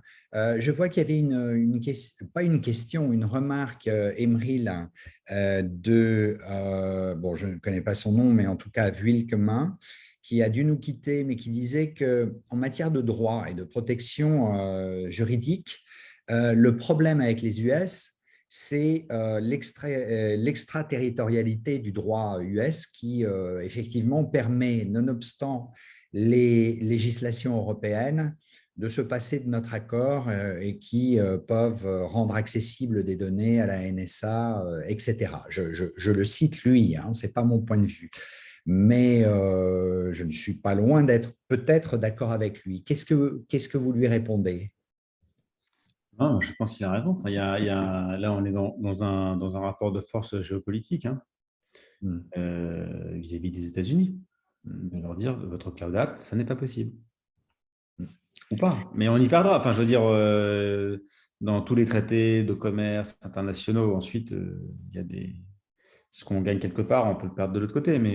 Mais là c'est vraiment une question de négociation et de rapport de force. Moi, je trouve que, j'imagine qu'on a beaucoup à perdre, mais je trouve qu'on devrait aller beaucoup plus loin. Je ne sais pas ce qu'on perdrait, mais je ne sais pas si les négociations ont eu lieu sur ce sujet. En tout cas, moi, quand j'étais en fonction, à ma connaissance, il n'y en avait pas à ce moment-là. Mais c'est vraiment quelque chose que l'Europe doit traiter avec les États-Unis. Peut-être une question, je suis désolé, hein, je monopolise pas la parole, du moins je l'espère. Je rebondis sur un certain nombre de remarques ou de questions posées dans le chat. Une question qui vous est adressée, si vous êtes spécialiste un peu de la coordination au niveau européen, une partie de nos échanges, et c'est probablement de ma faute, ont porté sur notre beau pays, la France, la CNIL, etc. Est-ce que si vous avez été exposé à des problématiques intereuropéennes, comment se passe les possibles collaborations entre les pays européens qui donneraient quand même, cette fois-ci, un petit peu plus de voix à l'Europe face aux États-Unis, à la Chine ou d'autres? Est-ce que, par exemple, il y a des échanges de meilleures pratiques? On parlait de l'Estonie. Est-ce qu'il y a, par exemple, des pays dont les intérêts sont communs dans certains champs du digital, du numérique, auquel cas il y aurait une espèce d'alliance de facto? Est-ce qu'en matière de juridique, il y a des gens qui s'intéressent effectivement à la problématique au niveau européen de la négociation de ce type d'accord avec des grands acteurs comme les États-Unis et la Chine? Parce que si on est dispersé, on sera toujours effectivement un peu victime. Moi, pour résumer, là, par rapport au propos, je dirais l'alignement est possible. La preuve, le DMA et le DSA, il reste extrêmement difficile. Et les acteurs étrangers, publics ou privés, savent parfaitement comment diviser les États membres. Voilà, c'est tout. Ils savent parfaitement le faire. D'abord, s'agissant du lobbying et les entreprises privées, les montants sont connus, ils sont considérables. Et donc, voilà. Et donc, ils divisent et puis ils désalignent. Et donc, l'alignement est extrêmement difficile à trouver, mais on peut arriver à le trouver. De la même manière que sur la fiscalité du numérique, c'est un des grands acquis du quinquennat sortant, mais ça avait démarré aussi sous le quinquennat Hollande. J'avais participé aux travaux et à la pression qui avait été mise. Voilà, il y a eu une pression française politique considérable sur la fiscalité du numérique, avec des menaces de désorganisation et des alignements, avec une taxe nationale qui était très compliquée à mettre en place. Voilà. Mais qui était faite pour mettre la pression et de dire que ça suffisait. Quoi. Il fallait que ça s'arrête. Voilà. Fiscalité du numérique, il y avait aussi les questions qui sont un peu liées d'imposition minimum d'entreprise. Voilà. Pour éviter voilà, avec l'immatériel, les transferts de profits sont beaucoup plus faciles. Et donc, il reste un travail d'alignement à faire. Et je vais vous dire, je pense que c'est pour ça que là, je vais avoir un propos politique, mais l'équipe sortante et qui est réélue, enfin en tout cas, on verra ce que ça donne sur les législatives, mais le parti pris profondément pro-européen me paraît la seule voie possible pour obtenir des concessions et rétablir les rapports de force géopolitiques avec les grandes puissances non européennes. Je ne vois pas d'autre salut, et il n'y a que le salut européen, et donc ça passe par un travail de conviction et de leadership politique considérable, et que la France joue son rôle au sein de l'Union européenne par rapport à toutes ces questions. Et elle l'a démontré dans le passé qu'elle en était capable et qu'elle continue vraiment là-dessus. Et je pense que ce sera clé dans les années à venir, sur ces questions du numérique, mais aussi sur les questions de transition écologique, sur toutes les grandes questions de transition qui, au fond, remettent en cause l'existant et remettent en cause nos modèles.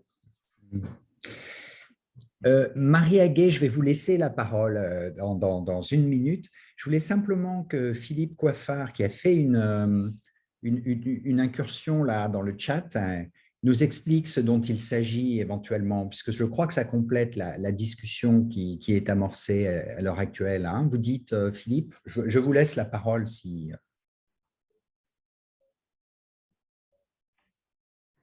Bon, Philippe disait… Ça y est. Excusez-moi, je n'arrivais plus à réactiver le son. J'ai juste fait un petit post par rapport à la question que vous venez de poser à Emeril.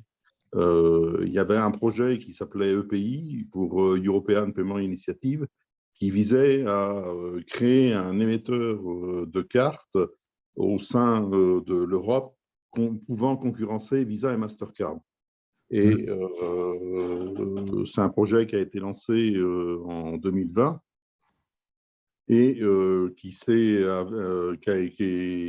dont l'échec a été retentissant. Je ne sais plus, c'était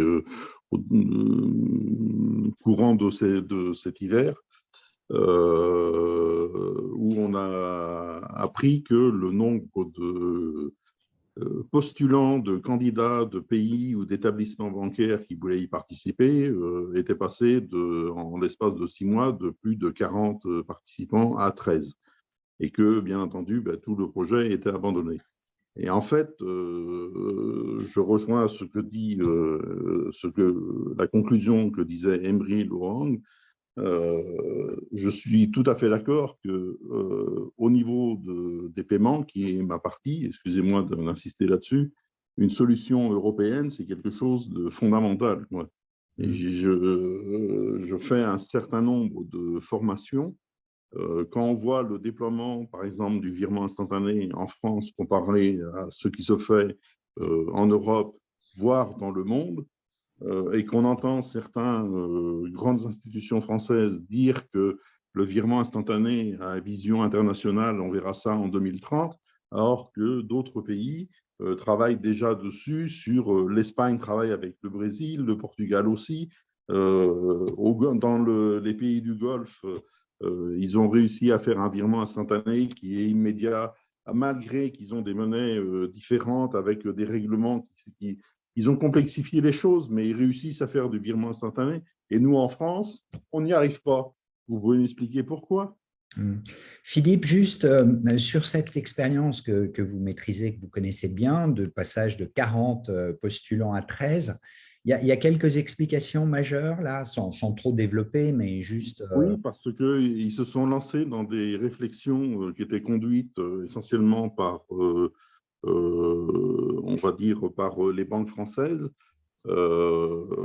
qui, elles, ont fait plus ou moins allégeance à Visa et Mastercard, et ça va un peu à l'encontre de leur modèle économique, quoi. Et D'accord. que on allait vers ce projet européen, mais surtout en défendant ses prérogatives nationales. Or, pour reprendre la conclusion, enfin, ce que disait Emeril, défendre un projet européen en étant, en érigeant, on va dire, des lignes Maginot sur ses propres frontières, ben, c'est le meilleur moyen d'amener un projet à échouer. Et pendant ce temps, ben, en Espagne, ils ont vu que leur solution de virement instantané pouvait s'étendre à l'international. Donc, ben, les banques espagnoles ont dit ben, non, nous, on préfère partir là-dessus. Les banques allemandes, toutes les banques coopératives allemandes ont dit ben, non, on est en train de mettre en place une solution sur le virement instantané qui va être pan-européen. Le Portugal, petit pays, mais très actif au niveau de l'innovation des paiements, a fait la même conclusion. Et tout ça, ça s'est réduit. Et, hein, voilà. Merci beaucoup, Philippe. Myriam nous apprend que le virement instantané à la banque postale, en tout cas, semble possible. Oui, oui, tout à fait, tout à fait. La banque postale, c'est… Myriam a tout à fait raison. Elle a comment dire, bouleversé le microcosme des paiements en France en rendant le virement instantané. C'est le premier grand groupe bancaire français d'importance. La Banque postale, c'est quand même 40 millions de comptes particuliers, c'est quand même pas rien, d'accord?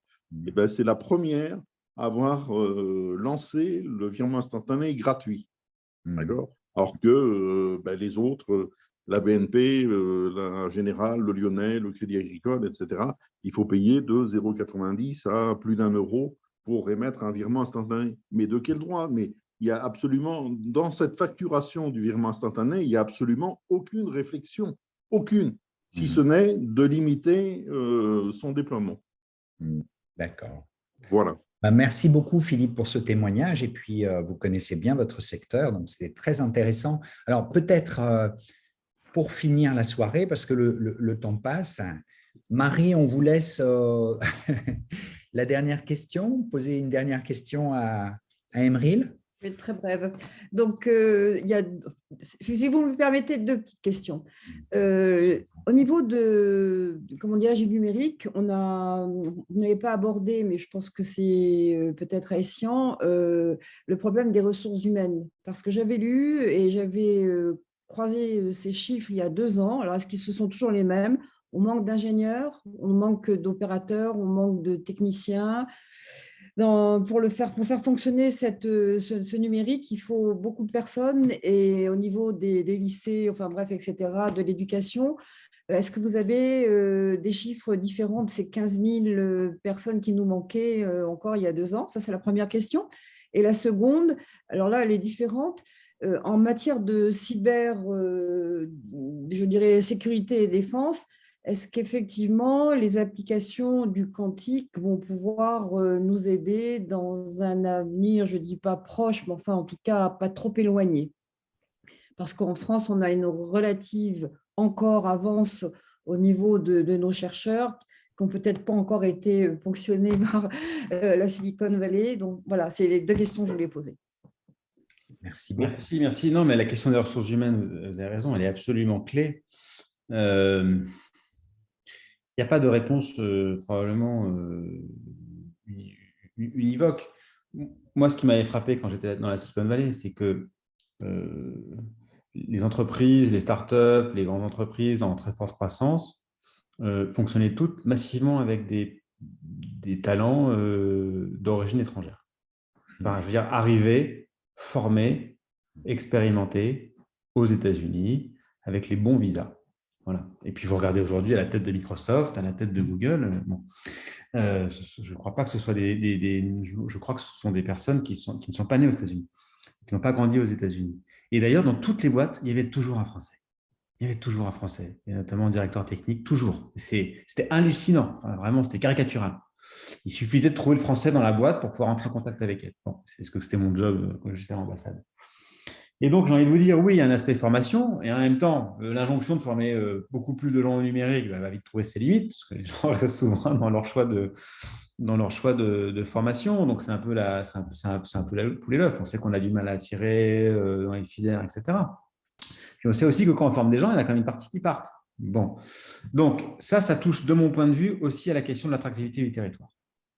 Et c'est là aussi on est dans une forme d'injonction paradoxale. C'est-à-dire qu'on a besoin, à la fois les opérateurs étrangers, les acteurs étrangers, voilà, on doit les réguler, on ne peut pas tout accepter, on ne peut pas les laisser démarrer des choses comme ça, parce que comme ça a été dit sur le paiement, une fois que vous avez des monopoles, des oligopoles sur un certain segment, c'est extrêmement difficile de les retirer du marché. Voilà, sauf à être extrêmement autoritaire. Ce n'est pas aujourd'hui la voie qui est prise par l'Europe. Donc, il faut débrancher les trucs, il faut débrancher les projets tout de suite. Ça a été un peu fait, par exemple, à l'égard de Facebook Meta quand ils ont commencé à vouloir aller sur le paiement, créer une monnaie. L'Europe leur est tombée dessus en mode « ça ne passera jamais ». Non, c'est non. Voilà. Et donc, la réponse a été extrêmement ferme pour tout de suite déminer le sujet. Et donc, et en même temps, une fois qu'on a dit ça, on a besoin qu'ils viennent s'installer, qu'ils viennent embaucher ici, qu'ils rendent nos places européennes très attractives pour le reste du monde et qu'ensuite, qu'on fasse le travail sur les visas, sur quand des étrangers viennent ici, comment on les accueille, comment on facilite leur vie quotidienne, etc. Donc, c'est un autre rapport à l'étranger qu'on n'a pas du tout, qu'on a en Europe, mais pas du tout comme aux États-Unis, ce n'est pas la même histoire, etc. Mais ça, donc, ça passe aussi par… vous savez, aujourd'hui, il y a 1 million d'ingénieurs diplômés chaque année en Inde ou à Bangalore, je ne sais plus. 1 million. 1 million. Vous avez des boîtes françaises qui ont créé des centres de services technologiques en Inde et qui ont recruté beaucoup d'Indiens et qui font venir aussi des Indiens. Et vous savez, quand vous êtes Indien et que vous voulez venir en France ou en Europe pour exercer vos talents, alors qu'il y a beaucoup d'Indiens dans la Silicon Valley, très talentueux. Il y a le volume, il y a le talent, voilà. Et comment on fait? Et donc, ça veut dire qu'il faut, que la place européenne et en particulier française soit très attractive. Ça veut dire aussi qu'en termes de fiscalité,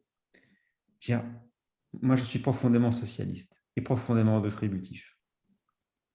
Mais la réalité de ce monde, c'est que si on n'est pas en économie fermée, on ne peut pas faire ce qu'on veut. Sinon, il y a des effets de bord. Voilà. Donc, je sais que la majorité sortante a été très critiquée sur la réforme de l'impôt sur la fortune, etc.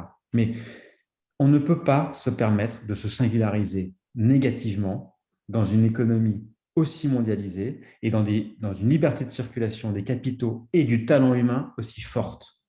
Et moi, quand je le vis dans la Silicon Valley, parce que je me faisais régulièrement alpaguer, vraiment rabroué par l'écosystème d'innovation avec lequel je suis en contact, que vraiment la France, c'est incroyable, mais c'est Cuba sans soleil, voilà, c'est pas ça, vous avez compris. Et donc, mais on ne peut pas se permettre d'être Cuba sans le soleil, sauf si on devient Cuba et qu'on ferme les frontières. Vous voyez, c'est tout. Et donc, mais ce n'est pas la voie qui est prise. Et voilà. Mais peut-être qu'on pourrait la prendre sur un plan politique, je ne sais pas. Mais si on ne prend pas cette voie, il faut être cohérent. Et pour être cohérent, on ne peut pas se singulariser. Il faut montrer patte blanche. Voilà. Pardon pour la couleur, mais il faut montrer patte blanche sur un certain nombre de sujets pour ne pas créer des effets de bord. Voilà. Et donc, sur la question des talents, comme vous en parlez, c'est particulièrement prégnant. Il faut qu'on soit absolument exemplaire sur les formalités d'obtention de visa. Il faut que ce soit facile, il faut que ce soit rapide, il faut que ce soit, voilà, enfin, il faut, pas forcément pas cher, hein, aux États-Unis, c'est cher. Mais voilà, il y a un ensemble de choses à mettre en place. Et ce n'est pas un élément qui va compter parmi tous les autres. C'est évidemment systémique, c'est évidemment global. Et on n'a pas trop le choix là-dessus. Mais ça marche, je veux dire, depuis quelques années, ça n'est pas trop dans le débat, ça n'intéresse pas les Français, et puis est-ce que c'est vraiment, ça compte comme ça, mais il y a eu beaucoup d'installations de centres de recherche, beaucoup d'entreprises étrangères, et en particulier américaines, qui se sont implantées en France, qui ont investi, qui ont recruté. Alors après, on disait, mais ils nous piquent nos talents, ils viennent en France, ils nous piquent nos talents. Ben oui. Mais c'est tellement vrai qu'en fait, en France, je sais pas, j'ai le micro là, je ne sais pas. Oui. Il y a 2 ans, Google cherchait à s'implanter dans une ville. Ils ont attendu je ne sais pas combien de temps pour pouvoir trouver la ville qui puisse effectivement recevoir le centre de recherche. Oui. Enfin, vous devez savoir mieux que moi, mais c'est… Oui, je connais des histoires comme ça, effectivement, où ils attendent, et où alors il y a le talent qu'ils veulent absolument et qui dit, bah, moi, je travaillerai qu'en France. Donc, si vous voulez qu'on crée ensemble un labo de recherche, ce sera en France. Voilà, parce que c'est mon pays, parce que, etc. Mais donc, moi, peut-être pour conclure là-dessus, Frédéric, mais sur les questions ou pas, hein, mais sur les questions de numérique, qu'on s'en remette au fond à ce qui fait notre système de valeurs, à ce qu'on valorise, y compris sur un plan humain. Je veux dire, si on oublie ça, et si on a une lecture du numérique purement technique, quand je dis ça, je pense aussi à la manière dont on fait les projets numériques au sein de la sphère publique ou même dans la sphère privée, etc. Si on voit le numérique comme une histoire de performance, de technique, de technologisme, d'innovation, qu'on en oublie nos valeurs, qu'on en oublie aussi même peut-être ce qui fait le sens de la vie et des relations humaines, le sens des missions, les questions de motivation. Je veux dire, les talents, s'ils vont dans la Silicon Valley, c'est parce qu'il fait beau, qu'ils sont bien accueillis, qu'ils sont bien payés, qu'ils ont des vies confortables. Voilà, c'est des questions personnelles qui priment d'abord et qui ensuite… Voilà. Et donc, pour moi, c'est ça aussi le sujet du numérique d'innovation, en revenir à nos valeurs et en revenir au fond ce qui fonde l'humain et le sens de sa vie, de ses relations avec les autres. Point barre. Si on ne maintient pas ce lien-là, on se perdra et on ne saura pas poser des visions et on ne saura pas avancer. Et même si on se plante en faisant ça, au moins on n'aura pas perdu ce qui fait nos valeurs au sein de l'Europe, vraiment. Absolument d'accord avec vous, Émeric. Peut-être qu'on va finir sur cette belle conclusion. Myriam souscrit de la même manière. Je trouve, et j'ai déjà un peu échangé avec vous sur des bonnes pratiques ou des meilleures pratiques internationales, extrêmement intéressant, un pays qui pourtant était bâti sur du sable en 1996, Dubaï, enfin en tout cas les Émirats, sur la manière dont ils présentent de manière extrêmement comestible et claire les raisons pour lesquelles il faut venir chez eux. Et c'est plutôt culturel. Ce n'est pas un problème d'infrastructure. C'est plutôt un problème de valeur et également de bénéfices associés. Bien, bah, écoutez, Émeric, on est ravis de vous avoir eu. Christophe vous dit bravo pour cette conclusion. Et merci beaucoup, ça a été très enrichissant, ça a été débattu, les points de vue étaient parfois pas les mêmes, tant mieux. C'est l'esprit et la lettre de nos soirées, de notre plateforme. Et donc, vous fera suite l'ex-général responsable des forces spéciales. Donc, vous voyez, on mélange un peu les genres, mais toujours avec cette préoccupation, effectivement, de la souveraineté nationale. Vous avez utilisé ce terme, de la sécurité, de la défense et de la compétitivité de notre beau pays / de notre beau continent. Merci beaucoup. J'ai pris beaucoup de plaisir à échanger et à partager avec vous. Merci bien, Emril. Merci et à très bientôt, j'espère. Merci. Bonne soirée à toutes et à tous. Au revoir. Bonne soirée. Merci Au revoir. Merci à vous.